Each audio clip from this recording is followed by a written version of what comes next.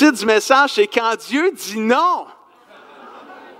C'est sûr que c'est mieux d'être excité pour entendre un message comme ça.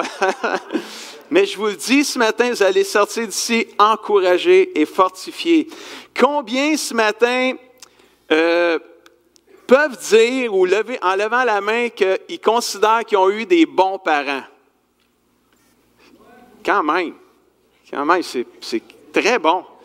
Tous ceux qui sont parents, puis vos enfants sont là, puis qui lèvent la main, vous êtes encouragés. Moi, je l'ai profité, mes enfants sont tous partis. Non, il y a Dan quand même qui a levé sa main. Amen. T'as-tu levé la main, Dan? Mais on a tous, la majorité considère qu'ils ont eu des bons parents, vous avez levé la main. Et combien parmi vous ont eu parfois leur demande auprès de leurs parents, leur père ou leur mère leur a dit tout simplement non à une demande? Les mains minces, là. Dan, les deux mains. Tu sais, puis, est-ce que vous, suite à leur non qu'ils vous ont fait, est-ce que vous les avez moins aimés? Non. Vous avez continué à les aimer, vous avez peut-être été déçus qu'ils vous ont dit non, mais ça n'a pas enlevé l'amour que vous aviez envers eux. Vous ne considériez même pas qu'ils ne vous aimaient pas. Vous avez peut-être pensé qu'ils ne vous aimaient pas, mais à la fin, vous avez réalisé qu'ils vous aimaient quand même s'ils vous ont dit non. C'est vrai, ça? Bien, avec Dieu, parfois, c'est la même chose. Mais des fois, tu arrives au Seigneur, tu te fais dire, Dieu répond à toutes les prières ou répond aux prières. C'est un Dieu qui exauce les prières, surtout quand on prie selon sa volonté, on sait qu'il nous écoute. Et si on sait qu'il nous écoute, on a la chose qu'on lui a demandé, quelle qu'elle soit. On a des versets qui disent ça comme ça. Et parfois, ça peut arriver qu'on développe l'habitude que Dieu, il ne faut pas qu'il nous dise non. Et quand il nous dit non, on est secoué, on est ébranlé. Puis, est-ce que tu m'aimes, Seigneur? Pourtant, il me semble que tu devrais répondre à ma prière, tu devrais répondre à ma demande. Alors, qu'est-ce qu'on fait quand Dieu dit non?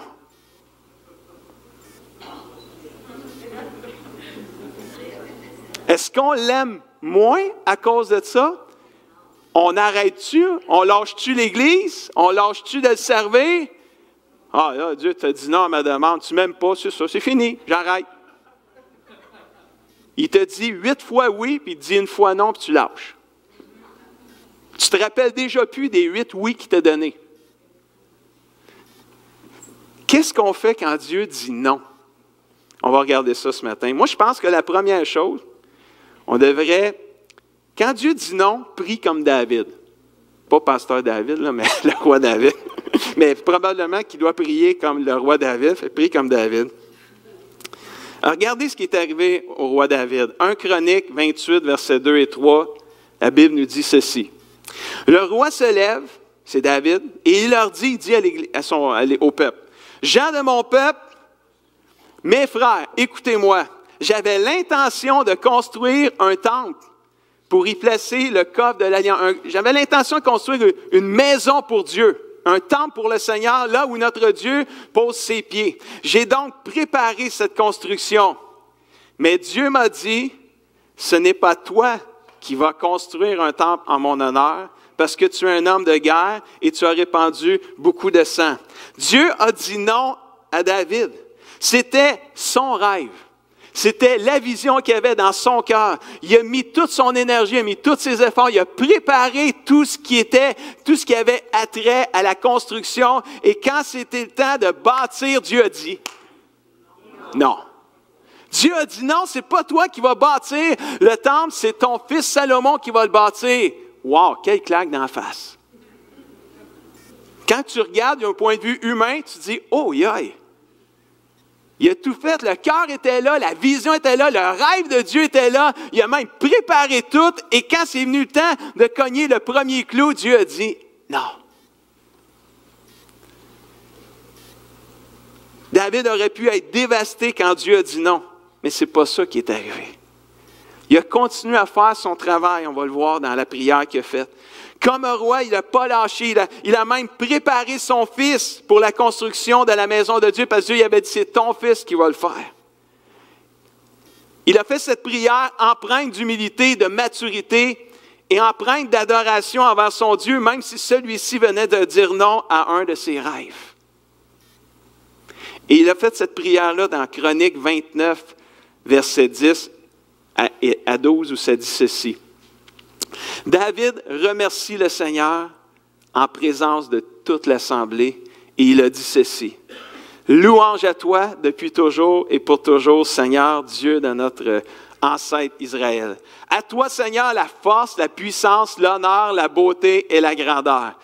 Tout est à toi dans le ciel et sur la terre, tu es le roi, toi qui es au-dessus de tous les êtres. La richesse et l'honneur viennent de toi. C'est toi le maître de tout. Tu possèdes la force, la puissance. Grâce à toi, tout grandit et devient fort. Es-tu capable de faire une prière comme ça après t'avoir fait dire non comme ça? Qu'est-ce qu'on fait quand Dieu dit non? On prie. On le loue quand même. On l'exalte quand même. On lui donne toute l'honneur et toute la gloire. Alléluia. Parce que tout vient de lui et tout grandit et devient fort grâce au Seigneur. On est-tu capable de prier ça quand Dieu dit non? Quand Dieu dit oui, ce n'est pas un problème. On vient fourrette quand Dieu dit oui. Là. Tout excité, puis c'est facile de dire Alléluia, praise the Lord, merci Seigneur. Es-tu capable de dire merci Seigneur quand Dieu dit non? C'est là la preuve de maturité. C'est là qu'on grandit. C'est devant un non qu'on grandit le plus et non un oui. Fais-toi faire dire non, je te dis, tu es dans une position pour grandir dans ta vie, là, dans ta vie spirituelle. Parce qu'on s'attend tellement à un oui de Dieu que quand il décide de dire non, ouf, on est vraiment secoué. Et on a besoin de venir prier. Et là, David, il prie. Au lieu de se laisser abattre dans la colère, dans la déception et la frustration, David a choisi de prier et d'adorer Dieu avec un cœur reconnaissant pour tout ce qu'il avait déjà fait, même si Dieu venait de briser un de ses rêves, de bâtir un temple pour Dieu lui-même en plus. Quelle belle leçon de vie pour toi et moi ce matin. Quand Dieu dit non, prie. Comme David a prié. Et on regarde la fin de sa prière, au verset 13 et 14, David, il prie et il dit, « Maintenant, notre Dieu, nous te disons encore merci. Nous chantons la louange de ton nom magnifique, comme nous on l'a fait ce matin. Je ne suis rien, mon peuple n'est rien, nous ne sommes pas capables de t'offrir ces dons. Oui, tout vient de toi et nous t'offrons seulement ce que tu nous as donné. » Wow! Comme on a fait ce matin, la louange, l'offrande. Tu sais, dans le fond, on n'est pas capable de faire ces dons-là. Si tu nous donnes rien, on ne peut rien donner. Mais tout ce qu'on a, Dieu nous l'a donné. Est-ce que tu crois vraiment que tout ce que tu as, c'est Dieu qui te l'a donné? Et tout ce que tu lui offres, dans le fond, c'est lui qui te l'a donné. C'est comme tu lui en redonnes. Versets 16 et 17. « Seigneur notre Dieu, nous avons préparé beaucoup de richesses pour construire un temple en ton honneur, toi qui es Dieu. Et tout cela vient de toi et t'appartient. » On est nous-mêmes là, dans un projet d'agrandissement. On devrait voir, là, devrait être capable d'arriver probablement, Dieu voulant, à l'automne avec une décision comme Église à prendre. Mais tu sais, c'est comme réalisons que tout vient du Seigneur. Tout appartient à Dieu. Anyway, là, c'est lui qui est en contrôle de tout ça. Mon Dieu, je le sais, tu examines le fond du cœur, tu aimes ce qui est droit. Et moi, c'est avec un cœur sincère que j'ai offert volontairement mes richesses. Je vois maintenant avec joie ton peuple rassemblé ici agir de la même façon, où chacun emmenait au temple leurs dons, leurs richesses pour pouvoir construire ce temple. Versets 19 à 20. Seigneur notre Dieu, donne à mon fils Salomon un cœur entièrement prêt à respecter tous tes commandements, tes enseignements et tes lois et à leur obéir. Qu'il construise le temple pour lequel j'ai tout préparé. Wow! Peux-tu imaginer là, le feeling qu'il pouvait avoir? Tu sais, donne à mon fils de construire le temple pour lequel j'ai tout préparé. Puis des fois, j'aurais le goût d'ajouter, mais que je ne construirai pas. Là, mais tu ne le vois pas dans la prière, mais tu peux voir le cœur de David. Là. Quand Dieu dit non, prie. Accepte sa volonté. Accepte son nom. Ensuite, David dit à toute l'assemblée, « Hey, la gang, remercions le Seigneur, notre Dieu. » Alors tous remercient le Seigneur. Ils se mettent à genoux et s'inclinent devant le Seigneur et devant le roi. Moi, je dis ça, là, puis je dis, wow! C'est la dernière prière que David a fait. Il est mort pas longtemps après. Puis regardez comment il est mort. Verset 28 d'un Chronique 29. Il meurt très âgé, à la fin d'une vieillesse heureuse, couvert de richesse et d'honneur. Je ne sais pas c'est quoi vous rêvez comme votre vieillesse. J'aime ça, ce qui est écrit là. Heureuse vieillesse. Qui a le goût d'être malheureux à la fin de ses jours? Prie. Prie. Loue Dieu. Exalte le Seigneur. Même quand il dit non.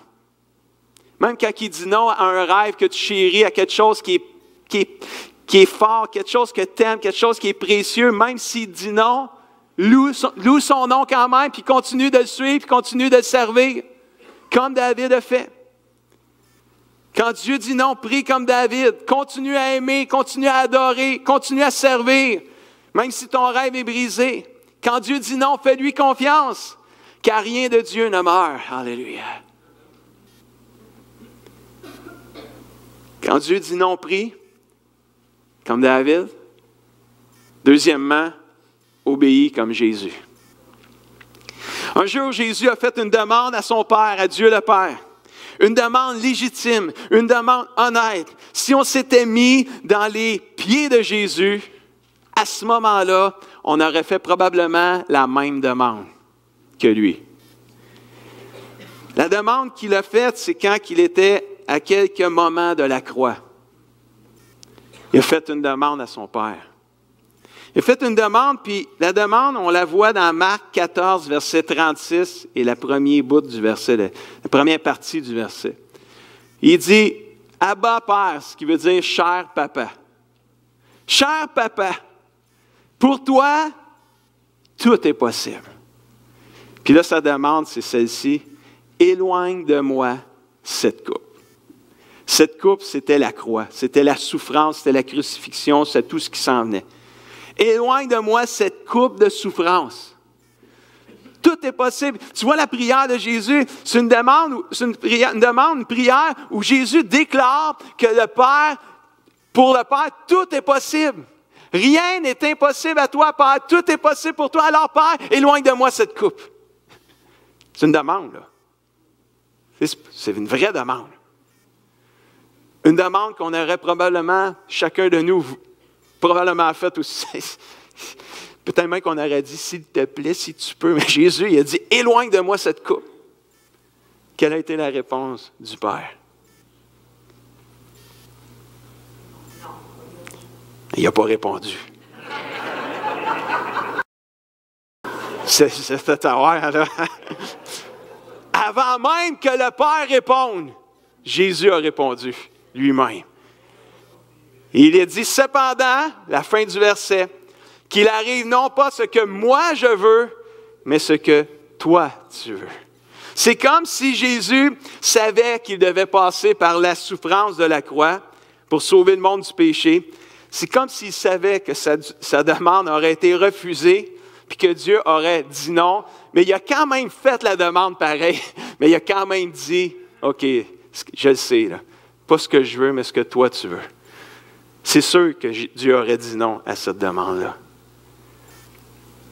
Puis combien sont contents que Dieu a dit non à cette demande-là? On ne serait pas sauvés, là. On ne serait pas sauvés si Jésus n'avait pas été à la croix, là. On n'aurait pas l'espoir qu'on a aujourd'hui. On n'aurait pas eu ce temps magnifique dans sa présence ce matin. C'était incroyable encore, là. Non pas ma volonté, mais ta volonté. Quand Dieu dit non, obéis comme Jésus. Qu'est-ce que Jésus a fait après cette prière-là qui lui a été refusée? Il a comme dit, OK, pas ce que je veux, mais ce que toi tu veux. Il a continué. Il a obéi jusqu'à la croix, jusqu'à la mort de la croix, jusqu'à la souffrance de la croix. Quand Dieu dit non, obéis. Êtes-vous aussi excité que tantôt? Quand Dieu dit non, obéis, comme Jésus. Prie comme David. Va prier. Quand tu vas avoir prié, tu vas obéir. Ça va t'emmener à l'obéissance. Tu vas dire, OK, Seigneur, non pas ce que je veux, mais ce que toi tu veux. Quand Dieu dit non, prie. Combien de fois dans ma vie ai-je entendu Dieu me dire à moi-même non? Plusieurs fois. Je pourrais passer l'après-midi à vous en raconter des noms de Dieu. Pas N-O-M, N-O-N. Savez-vous qu'à chaque fois que Dieu m'a dit non, c'est les moments marquants de ma vie spirituelle. C'est les moments où j'ai le plus grandi. C'est les moments où ce que ma vie a le plus changé. Parce que quand Dieu disait non, je devais apprendre à accepter sa volonté et non la mienne. Parce que s'il me dit non, c'est parce qu'il me dit non à quelque chose que je veux. Si j'y demande de quoi, ce n'est pas pour qu'il me dise non. Là. Je ne demanderai pas de quoi pour qu'il me dise non. Moi, il me demandait de quoi pour qu'il me dise oui. Quand je demandais de quoi à mes parents, ce n'était pas pour qu'ils me disent non, je ne leur ai pas demandé. Là. Même si je savais qu'ils me diraient non, je leur demandais pareil. Puis même quand ils me disaient non, je continuais à leur demander pareil. Jusqu'à... Parce que quand mon père se choque, t'as-tu compris? C'est non! Mais j'étais un enfant. Quand tu es un enfant, t'achales. Jusqu'à temps que tu dises non. Jusqu'à temps qu'à un moment donné, tu comprennes que c'est finalement non. Là. J'ai compris au fil des années que les noms de Dieu, N-O-N, sont aussi bénissants que les oui de Dieu. Pas sur le coup, mais après. Mais les noms de Dieu, tous les noms de Dieu que je pourrais vous retracer aujourd'hui, je le remercie aujourd'hui qu'il a toujours dit non à chaque fois. Je ne disais pas merci sur le coup, je disais tableau, Seigneur, qu'est-ce qui se passe? Tu n'aimes pas ça, l'idée que j'ai eue? Mais semble que c'était clair dans mon ciel à moi, c'était écrit que c'était ça que tu voulais pour moi. Puis Dieu disait non. Mais aujourd'hui, je suis content qu'il n'ait pas lu dans la même ciel que moi. Quand Dieu dit non, prie. Quand Dieu dit non, obéis. Et troisième et dernièrement, quand Dieu dit non, accepte sa grâce comme Paul, l'apôtre Paul. L'apôtre Paul, dans 2 Corinthiens, chapitre 12, verset 7, il a dit ceci. D'ailleurs, parce que ses révélations étaient extraordinaires, Dieu se révélait d'une manière extraordinaire à l'apôtre Paul. On a la moitié quasiment du Nouveau Testament écrit par l'apôtre Paul. Alors, toutes ces révélations étaient extraordinaires. Pour me garder de l'orgueil, disait Paul, Dieu m'a imposé une épreuve, telle une écharde dans la chair, selon certaines versions, mais ici dans la version, c'est telle une écharde qui tourmente mon corps. Elle me vient, cette écharde-là, de Satan, qui a été chargé de me frapper pour que je ne sois pas rempli d'orgueil. Paul est éprouvé et tourmenté dans son corps. Le mot écharde évoque l'idée de douleur, de souffrance, d'infirmité physique et pas nécessairement la tentation de péché. Cette épreuve que Paul a vécue dans ce qu'on voit à l'écran, on voit sur le verset, cette épreuve est attribuée à une activité démoniaque et satanique parce qu'elle vient de Satan. Il est attaqué. Là. Finalement, là, dans nos vocabulaires à nous autres qu'on entend souvent, ah, là, j'ai été attaqué là, par le diable, bien, regarde, c'est ça. C'est ça qu'il y a eu. Là. Il y a eu une attaque du diable dans son corps. Permise, mais limitée par Dieu, selon ce qu'on voit dans le verset ici. En même temps, cette épreuve a été donnée à Paul pour le préserver de tomber dans l'orgueil, à cause des nombreuses révélations qu'il avait reçues de Dieu. L'épreuve gardait Paul totalement dépendant de Dieu et de sa grâce. Durant cette épreuve douloureuse, Paul a fait ce que tout chrétien aurait fait. C'est quoi vous auriez fait? Vous auriez prié. Vous auriez fait une demande à Dieu. Vous auriez dit, Seigneur, guéris-moi. Qui aurait fait ça? Là? Sans honte. Sans honte. Tu souffres dans ton corps, tu dis, non, je vais garder ça. Non, merci, Seigneur, de me garder malade. On aurait fait quoi? On aurait prié. Mais l'apôtre Paul, c'est ce qu'il a fait. On va regarder même sa demande. Il a fait une demande, verset 8. 2 Corinthiens 12, verset 8. Il a dit, 3 fois, j'ai supplié le Seigneur d'éloigner cette souffrance-là, cette souffrance-là dans la chair, dans son corps, de l'éloigner de moi 3 fois. Et il n'a pas juste prié, il a supplié. Je pense que c'est encore plus fort que de la prière, ça. C'est de la supplication. C'est comme un désespoir. Tu sais, c'est comme, Dieu, là, tu sais, je te supplie de me guérir. Quelle a été la réponse de Dieu à un homme de Dieu? Hey, Dieu, il a sûrement guéri Paul, là, parce qu'écoute, il ne pouvait pas refuser ça à Paul. Paul, là, c'était un homme de Dieu. Il a écrit, il a eu des révélations extraordinaires. Il était fidèle, un serviteur incroyable. Écoute, c'est une demande légitime, c'est une demande honnête. C'est impossible que Dieu ne réponde pas à la prière de Paul comme ça. Écoute, 3 fois, il supplie, c'est la supplication, il va dire oui, c'est sûr. Vous savez qu'il a dit non parce que mon message, c'est quand Dieu dit non. Là, mais je fais juste penser, on raisonne souvent humain, nous autres, les êtres humains. Là. On se dit, il était fidèle, ça ne se peut pas, c'est injuste. Dieu, il faut qu'il réponde à notre prière, mais des fois, Dieu dit non. Puis il faut en parler ensemble. Qu'est-ce qu'on fait quand Dieu dit non? On abandonne, on lâche? Non, on continue.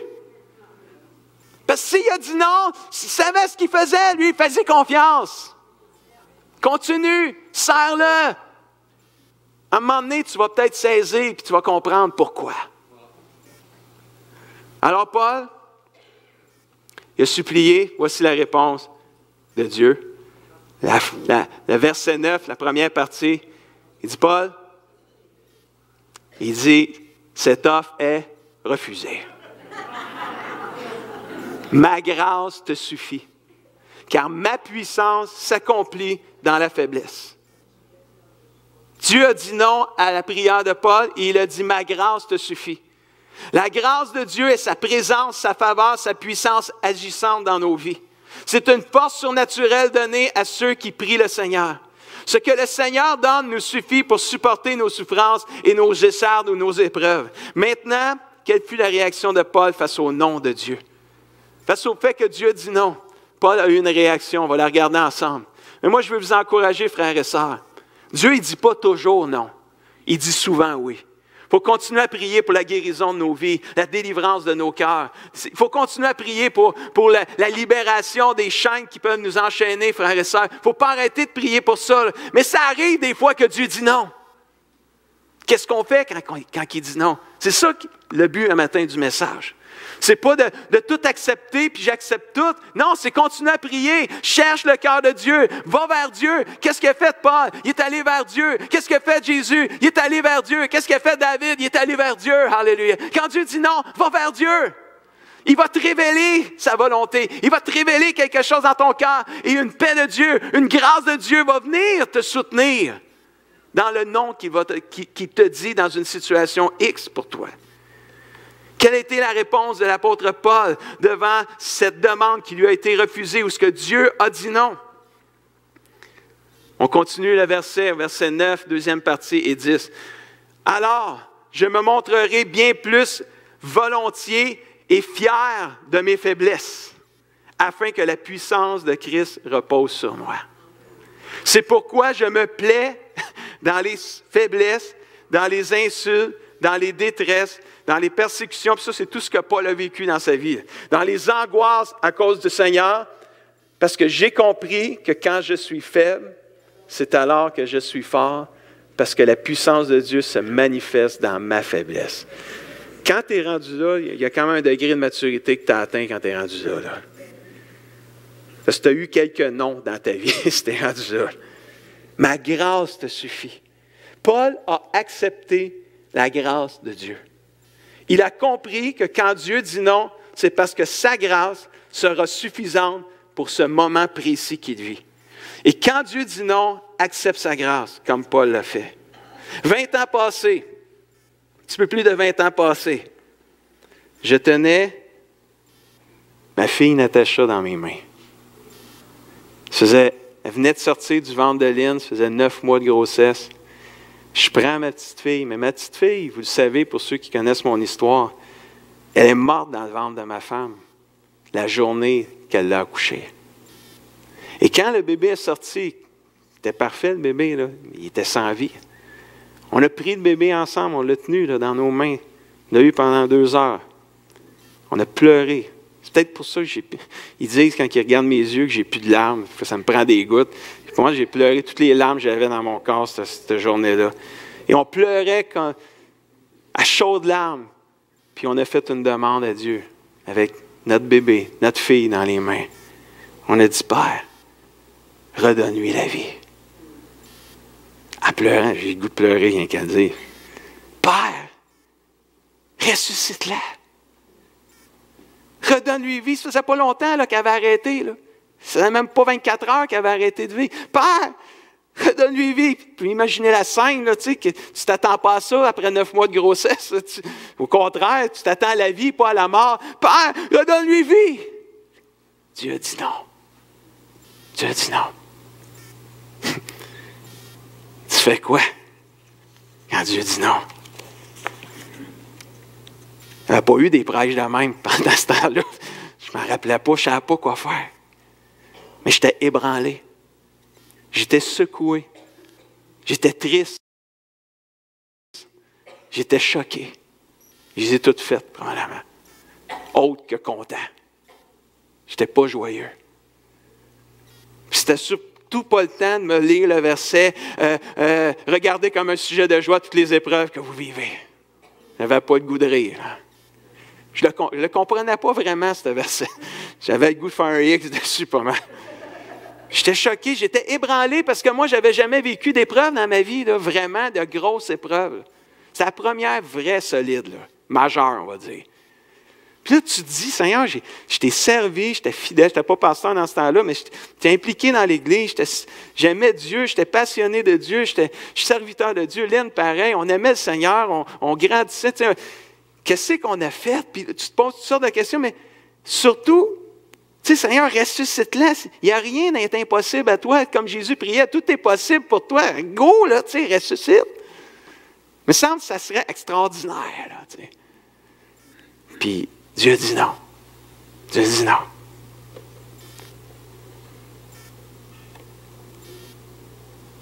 J'étais triste, ébranlé, frustré, choqué, jusqu'au moment où ce que j'ai accepté de dépendre de la grâce de Dieu. C'est à partir de ce moment-là, au moment où ce que j'ai accepté la grâce de Dieu, que j'ai vécu ce que Paul a vécu quand il a dit, c'est quand je suis faible que je suis fort. Ça ne peut pas arriver, ce sentiment-là de dire, comme on voit sur l'écran au verset 10, ça ne peut pas arriver que tu es capable de dire, quand je suis faible, c'est alors que je suis fort, tant que tu n'as pas accepté de dépendre de cette grâce-là. C'est dur à accepter. C'est dur, des fois, d'accepter le non de Dieu. Mais il y a des fois, tu n'as pas le choix. Quand même, je serais choqué, depuis les 20 dernières années, je ne serais pas ici. Je ne pourrais pas être pasteur là, si je garde l'amertume de la perte de mon enfant. Elle ne revient pas. Anyway, il va falloir à un moment donné, tu n'as pas le choix comme de l'accepter. Mais quand tu l'acceptes vraiment de cœur, pas de la tête, de cœur, tu es guéri. Tu es guéri. Tu es guéri. Quand tu l'acceptes vraiment de cœur, tu reçois la guérison. Je l'ai vécu. Témoignage vivant. Quand Dieu dit non, prie. Sur le coup, j'étais choqué et pas prié tout de suite. Mais à un moment donné, j'ai prié. J'ai tout dit à Dieu ce que je pensais. J'ai dit mon cœur, je me suis exprimé. Puis je pleurais, puis je pensais que je m'en sortirais jamais. J'ai même dit à Lynn, j'ai l'impression que je vais broyer, puis je n'arrêterai jamais de broyer. Qu'est-ce que tu veux? J'étais parti, là. La machine, la champleur est partie, tu pleures, puis tu ne vois pas d'espoir. Là, en plus, là, tu penses que là, il faut que tu y ailles avertir tes Dan qui avait 5 ans, Sandy qui avait 3 ans. Là, il faut que tu y ailles leur dire qu'eux autres, il n'y a pas de petit frère, il n'y a pas de petite sœur. Eux autres, ils s'attendent, si tu es un petit frère, si tu es une petite sœur, ils ne savaient pas. Mais là, juste penser qu'il faut que tu y ailles leur dire, tu continues à pleurer, puis là, tu pleures. Puis là, tu es triste, puis là, tu arrives, tu leur dis ça. Là, tu leur dis ça, tu pleures. Là, ta petite fille de 3 ans qui a perdu sa petite sœur, mais là, elle pleure. Là, tu la vois pleurer. Tu fais quoi? Tu pleures, toi aussi. Là, tu dis ça à Dan. Il dit, Dan, mais tu as perdu ta petite sœur. Ah, c'est pas grave, c'était rien qu'une fille.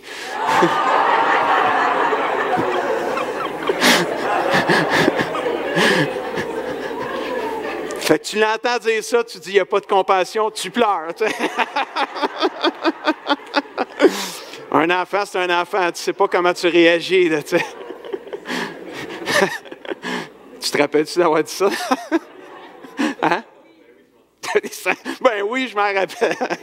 Mais on rit, là, mais on sait que c'est pas drôle pareil. Mais tu sais, nos réactions sont différentes, là, tu sais, mais tu as l'impression que tu rentres dans un tunnel noir, c'est ce que je voyais, puis tu n'as pas de lumière au bout, là. Puis tu pleures, puis tu dis, Seigneur, ça n'a pas d'allure.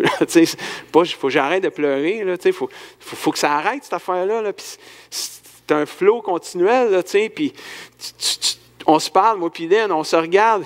T'as voulu pleurer, tableau, tu pleures. Comprends-tu? C'est comme on était là-dedans, puis tu dis, vas-tu m'en sortir un jour? Là, puis là, tu pries. Jusqu'à temps qu'à un moment donné, tu te rappelles l'histoire de Job. Où est-ce qu'il y a eu un deal entre Dieu et Satan? Là, c'était pas dans mes notes, mais c'est pas grave, vous me pardonnez. Hein? Puis là, je me suis rappelé ça. Je me suis dit, Satan, t'as essayé avec Dieu de m'avoir.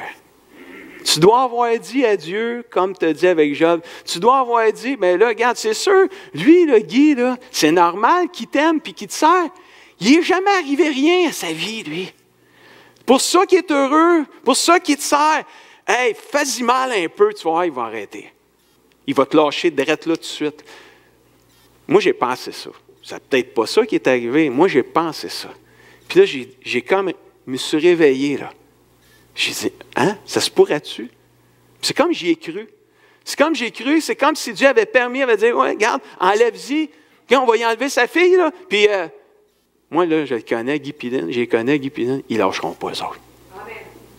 Ah oui, moi, je te dis, ils vont lâcher. Là, je pense aux diables qui est en train de négocier avec Dieu. Moi, je te dis, oui, Dieu, je te dis qu'ils vont lâcher.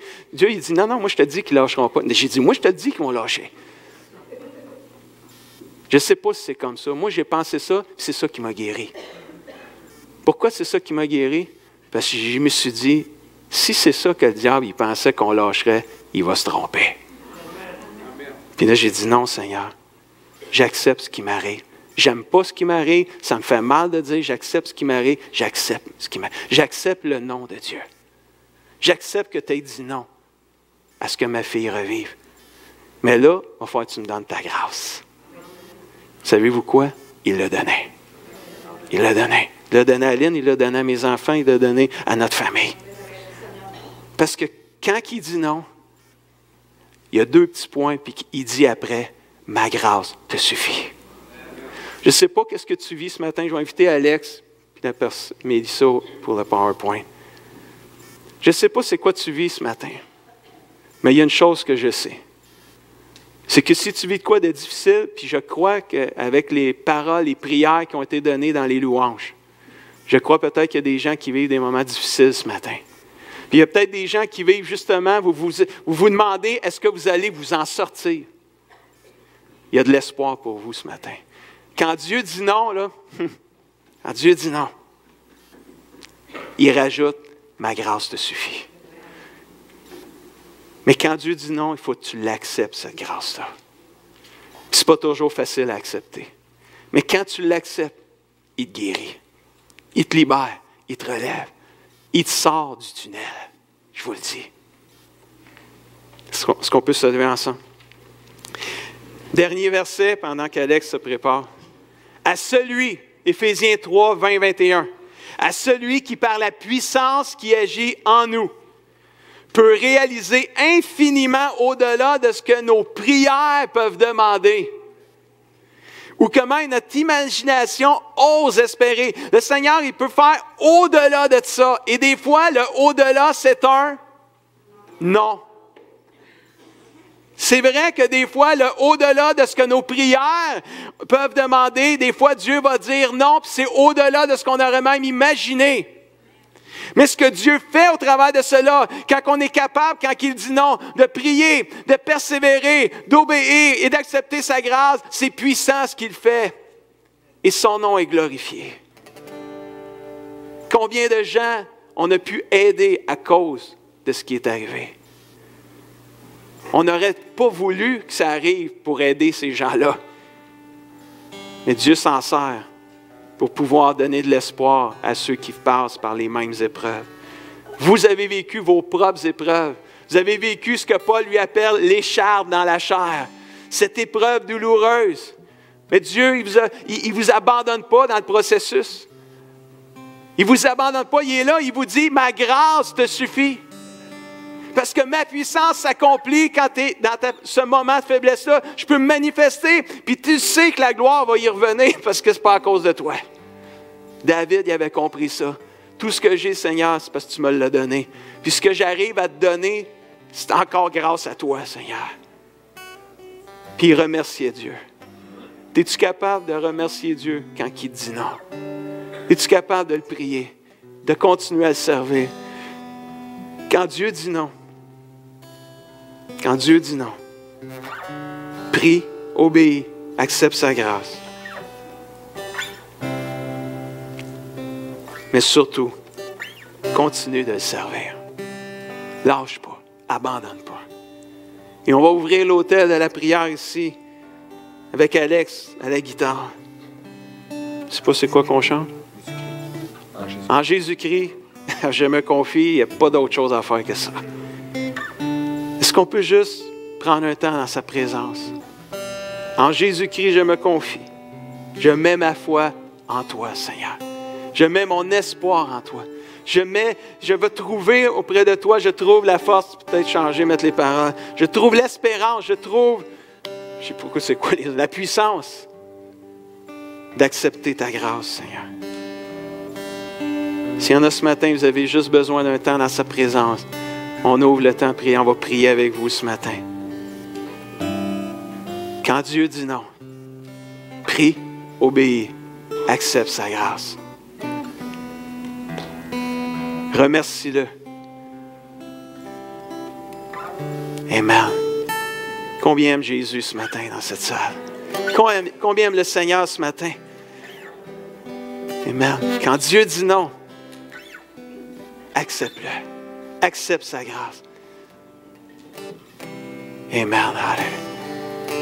Amen. Merci Seigneur. Commençons à le louer ce matin, frères. En Jésus-Christ,